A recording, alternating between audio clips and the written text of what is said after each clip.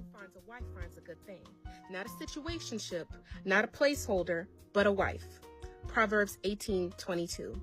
Ladies, that means you don't have to chase. You have to prepare. You don't have to lower your standards. You just have to rise into your purpose. If you want a God-fearing man, then be a Proverbs 31 woman. She fears the Lord. She is wise and kind. She works willing with her hands. She is strong and dignified. She invests and multiplies. She watches over her household. She gives to the poor. Her husband trusts her. Her children call her blessed. So you don't have to post thirst traps for a godly man. You don't have to compete. Just become, and he will find you. Thank you. This is the book of Proverbs, chapter 18, verse 22, and it reads, Whoso findeth a wife findeth a good thing, and obtaineth favor of Yahweh B'Hashem Yahushai. Giving all praises, glory, and honor to Yahweh B'Hashem Yahushai B'Hashem Rahak HaKodash. Double honor to the apostles and elders of Great Millstone who rule well in teaching us this 100% truth. Salutations to them and my fellow Akim who labor in this truth week in and week out on the highways and byways. Also salutations to the hopeful elect of the scattered 12 tribes of Israel, scattered to the four corners of the earth, that be like unto the speckled bird.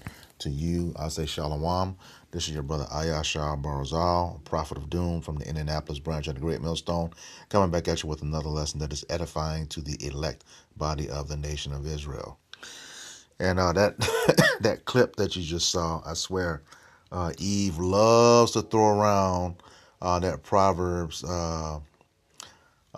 18 and 22 and Proverbs 31, And, for the most part, she pulled out some good parts about Proverbs 31, which that part of that chapter is not the whole chapter. It actually starts from verse 10 on down to 31, okay?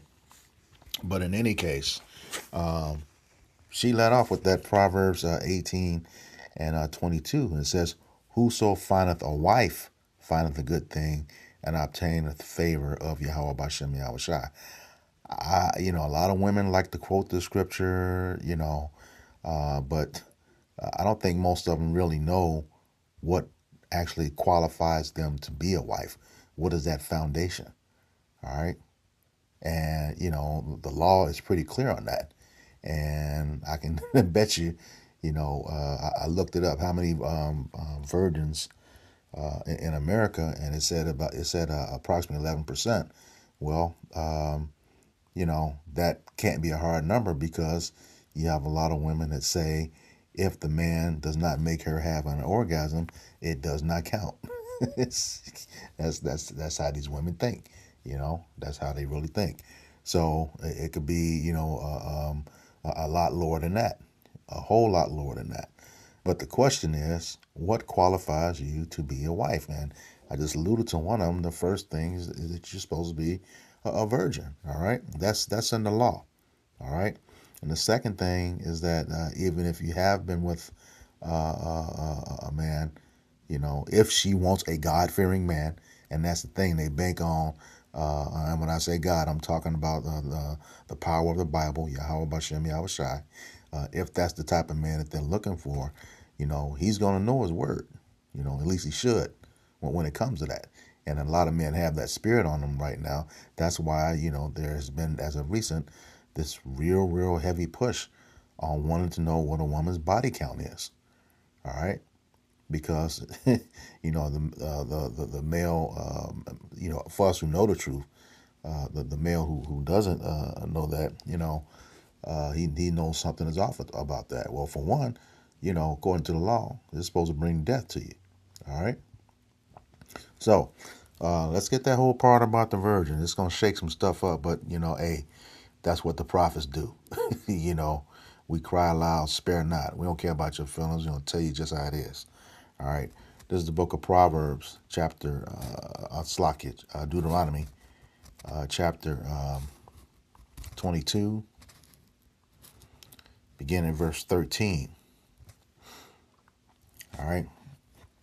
It says, If any man take a wife and go in unto her and hate her, and give occasions of speech against her, and bring up an evil name upon her, and say, I took this woman, and when I came to her, I found her not a maid.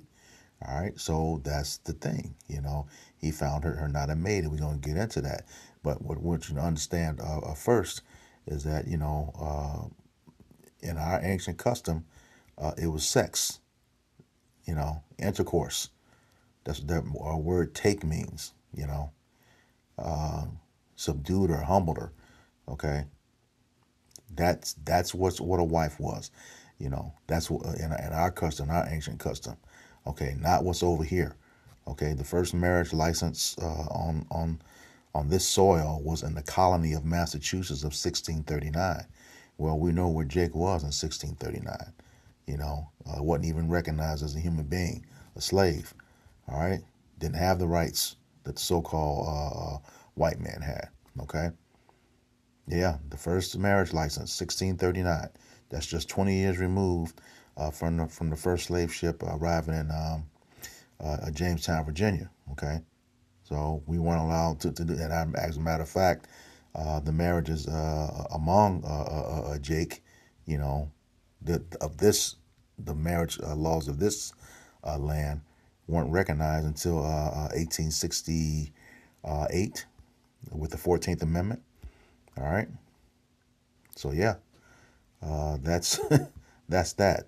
All right. So let me go back to the scripture here. It says, I'll just start right from the top. If any man take a wife and go in unto her and hate her, and give occasions of speech against her, and bring up an evil name upon her, and say, I took this woman, and when I came to her, I found her not a maid. So what does that mean? Her hymen was not intact. Okay, it was already broken. All right, that's what that meant. It says, and then it goes on, verse 15. Then shall the father of the damsel and the mother take and bring forth the tokens of the damsel's virginity unto the elders of the city in the gate. All right, and that's that white cloth, that's put down with the intercourse. All right. Verse 16. And the damsel's father shall say unto the elders, I gave my daughter unto this man to wife, and he hateth her. And lo, he hath given occasions of speech against her, saying, I found not thy daughter a maid, yet these are the tokens of my daughter's virginity. Okay, so she lay with him, that hymen broken, and that blood was there on that cloth, that token of virginity, Most of the times it was white, which is, allegedly has a lot to do with why women wear white dresses at their wedding. Now take that shit off. You ain't no virgin. You ain't pure. Take it off. Take it back. Get your money back. All right. Yeah. Quit playing, because you're not pure. All right. He says, go back to verse 17. He says, and lo, he hath given occasions of speech against her, saying, I found not thy daughter a maid, and yet these are the tokens of my daughter's virginity, and they shall spread the cloth before the elders of the city. All right. It says, verse 18, and the elders of that city shall take that man and chastise him, and they shall immerse him in 100 shekels. Charge him. You got to pay for that. I believe it was just 50, if he was right, but you didn't lie on it. Now you got to pay double. All right. And shall immerse him in 100 shekels of silver, and give them unto the father of the damsel, because he have brought up an evil name upon a virgin of Israel.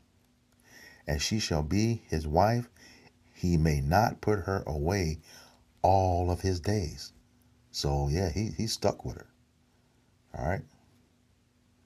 He's stuck with her.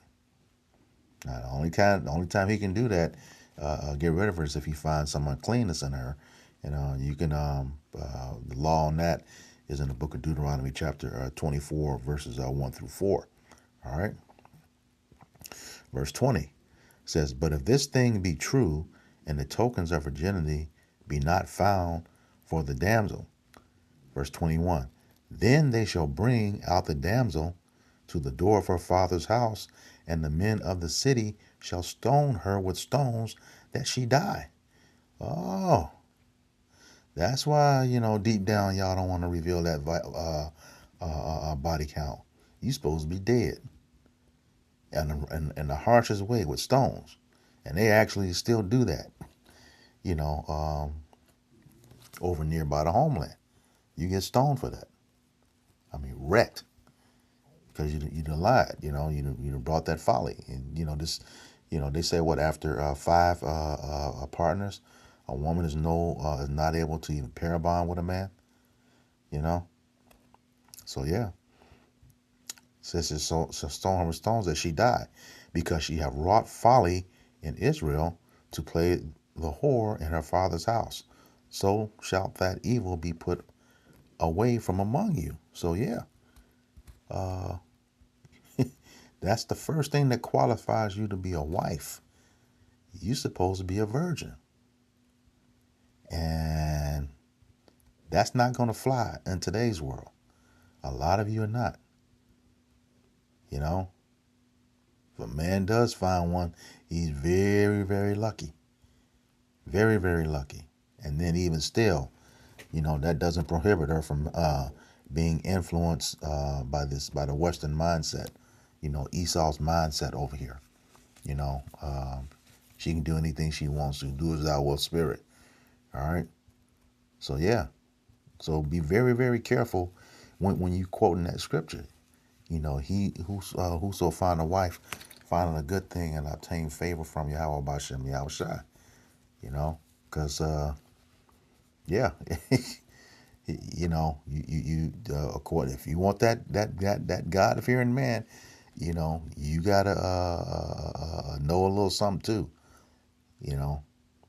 So yeah, that's the first thing. You're supposed to be a virgin. So a lot of you got a lot of it, like the Lord said, ye are a nation, a generation of adulterers and adulteresses.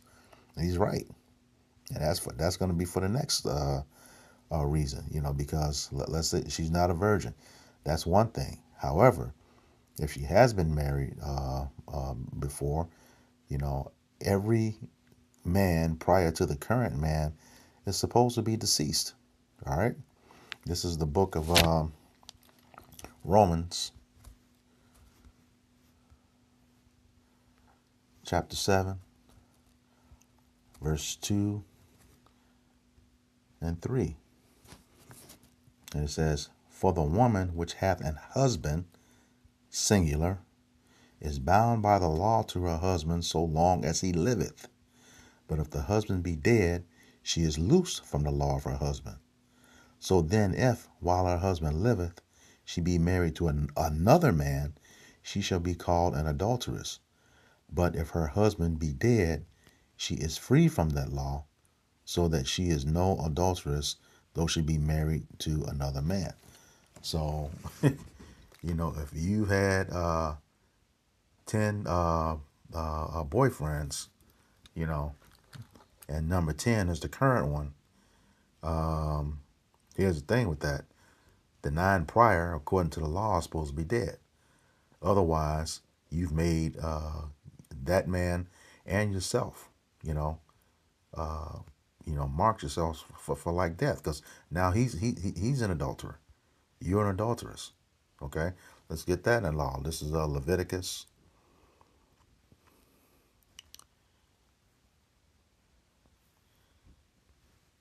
chapter 20, I believe verse 10.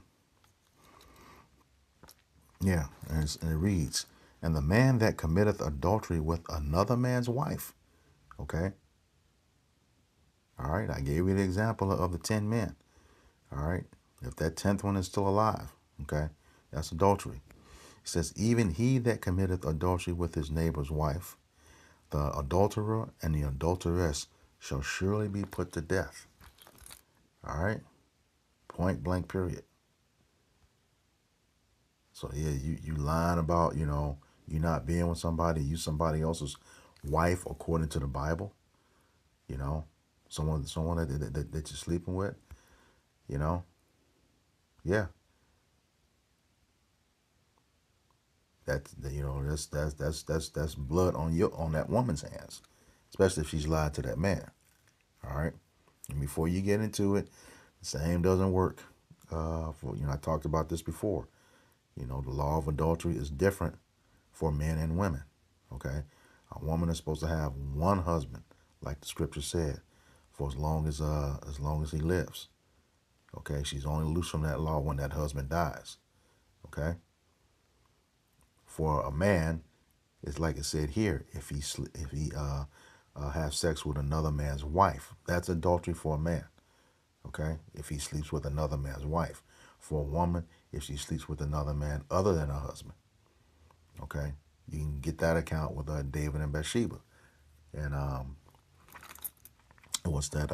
2 Samuel, beginning around chapter 11, verses 11 and 12. Yep. All right. Supposed to be put to death. All right. But here again, we know that we're in captivity, and in this situation, you had the same situation when Yahushua was on the scene. And John 8, you had the Pharisees wanted to stone that adulterous woman, okay?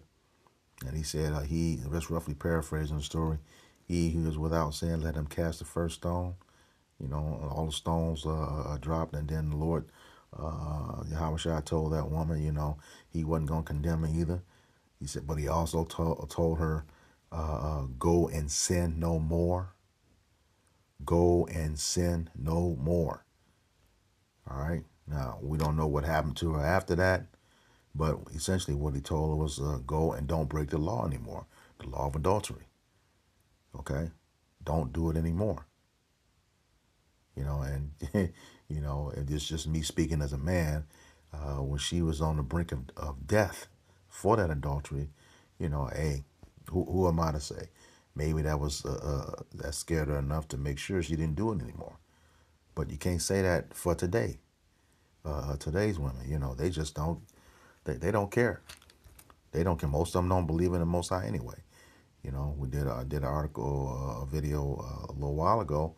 They leave Christianity, go into witchcraft. Just waxing worse and worse. All right. But that's the nature of today's woman, when she's been elevated. All right, straight up. That's the nature of especially the so-called Negro woman or the so-called black woman. You can't tell them shit. Not a damn thing.